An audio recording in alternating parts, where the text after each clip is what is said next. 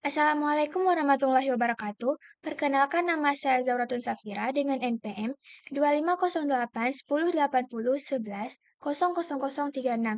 Dalam video ini saya akan mempresentasikan tugas UAS Praktikum Metode Statistika dengan judul Analisis Beberapa Kasus Menggunakan RStudio. Saya akan membahas tiga analisis kasus yang berbeda, yang dimulai dari uji T berpasangan, lalu dilanjutkan dengan analisis regresi, dan yang terakhir adalah uji ANOVA. Baik, kita masuk dalam analisis kasus yang pertama, yaitu uji T berpasangan terhadap waktu pemasangan infus sebelum dan sesudah pelatihan. Pada analisis ini bertujuan untuk mengetahui apakah terdapat perbedaan waktu pemasangan infus sebelum dan sesudah pelatihan. Yang pertama dilakukan adalah menetapkan hipotesis, yaitu H0 yang berarti tidak ada perbedaan waktu pemasangan infus setelah pelatihan, dan H1 yang berarti ada perbedaan waktu pemasangan infus setelah pelatihan. Analisis ini dilakukan dengan menggunakan taraf nyata sebesar 0,05.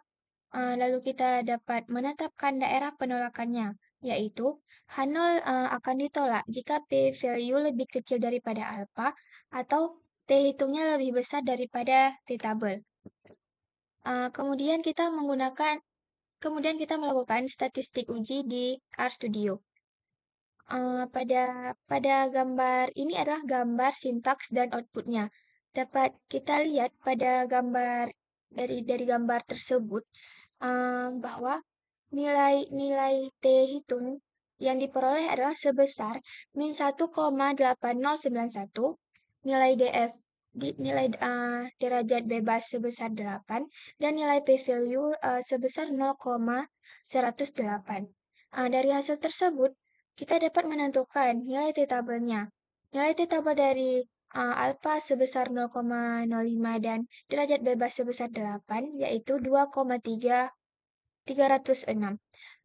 Dikarenakan p-value-nya lebih besar daripada alfa dan t hitungnya lebih kecil daripada t-tabel, maka keputusannya adalah gagal menolak H0. Berdasarkan keputusan tersebut, dapat disimpulkan bahwa tidak ada perbedaan waktu pemasangan infus setelah pelatihan. Dan kita masuk ke dalam analisis kasus yang kedua, yaitu analisis regresi hubungan jumlah penduduk dan timbunan sampah di Jawa Barat.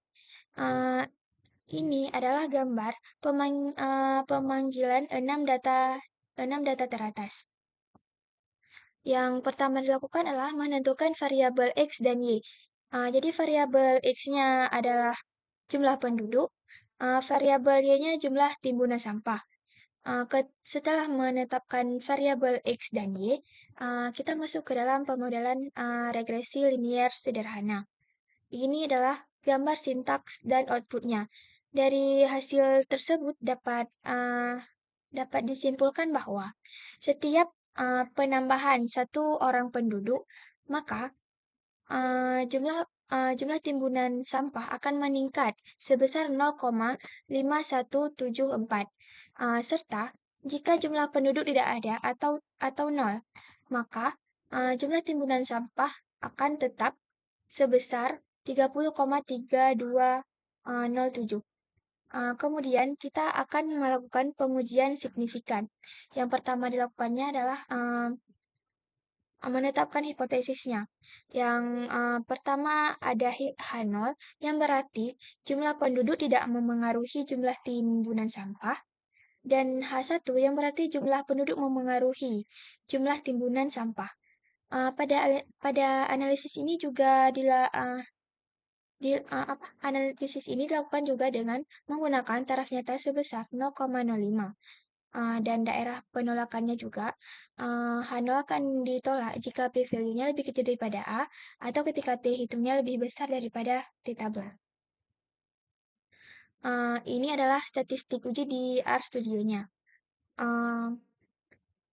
Dapat kita lihat dari gambar ini diperoleh nilai F hitungnya adalah 70,87, nilai nilai derajat bebas sebesar 1 dan 25 dan nilai p-value sebesar 9,163 kali 10 pangkat min 9.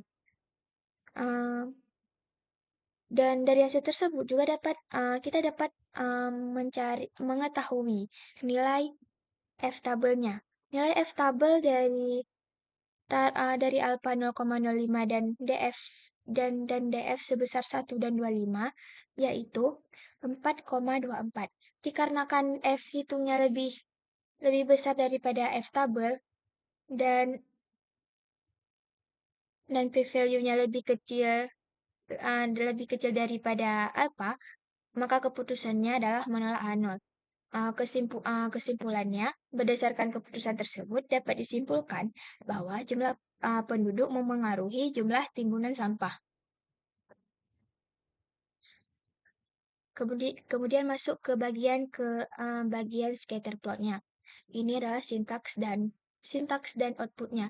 Dari gambar ini dapat disimpulkan bahwa hubungan antar variabel tuh positif dan sangat dan kuat karena garis-garis ini titik-titik ini membentuk pola garis lurus yang naik dari kiri bawah ke kanan atas ke kanan atas.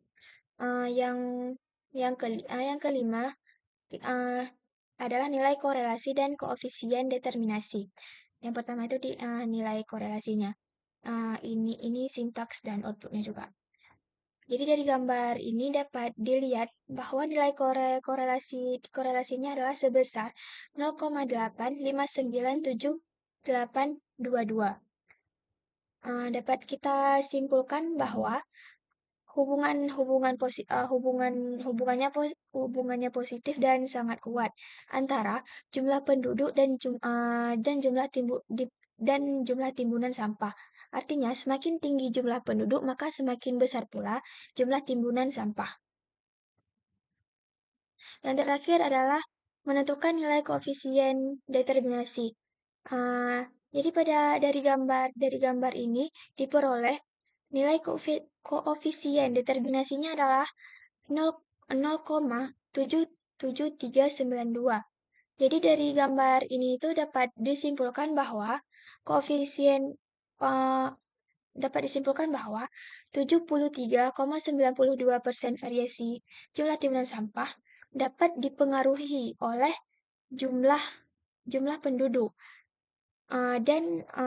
Sedangkan sisanya sebesar 26,08 dipengaruhi oleh faktor lain. Selanjutnya lanjut pada analisis kasus yang terakhir, yaitu uji ANOVA, pengaruh dosis fumingan terhadap daya tumbuh benih kacang hijau. Jadi analisis ini bertujuan untuk mengetahui apakah terdapat pengaruh dosis fumingan terhadap daya tumbuh benih kacang hijau. Yang pertama dilakukan adalah menetapkan hipotesis.